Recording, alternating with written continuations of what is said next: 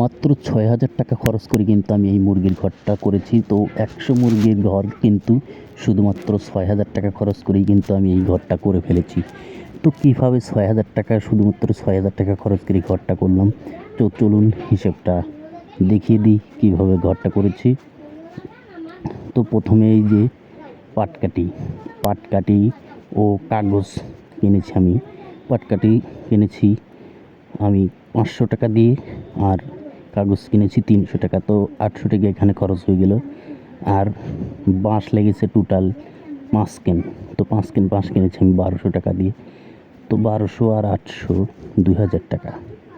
আর এই যে দেখতে পাচ্ছেন যে এই যে সাইডে নেট আছে, তো নেটটা কিন্তু প্রায় ১০০ ফিট মতো।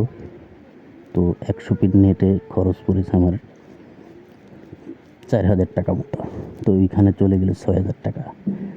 তো এখন আসুন পরের খরচ, জোন খরচ।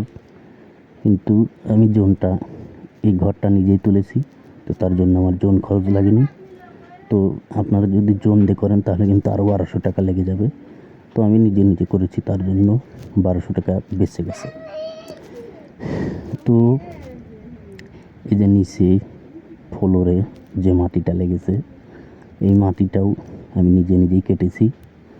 তো এখানেও কিন্তু প্রায় দুটো পরেত লেগে যেত, দুটো জোন। এই জোনটা আমার লাগেনি, এটা আমি নিজে কেটেছি। তো এখানে কিন্তু প্রায় ২৫০০ টাকা মতো আমার বেঁচে গেছে। আপনারাও যদি নিজে করেন তাহলে এই ২৫০০ টাকা লাগবে না, আপনাদেরও বেঁচে যাবে।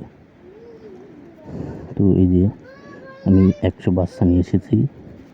তো আপনারা সবাই দোয়া করবেন যাতে আমার লস না যায়, বাচ্চাগুলো সুস্থ থাকে। এখনও সুস্থই আছে, যাতে এখান থেকে কিছু আমার প্রফিট হয়। তো আপনারা সবাই দোয়া করবেন।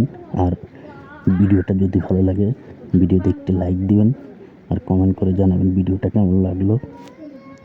অবশ্যই চ্যানেলটা সাবস্ক্রাইব করবেন আর কমেন্ট করে জানাবেন ভিডিওটা কেমন লাগলো।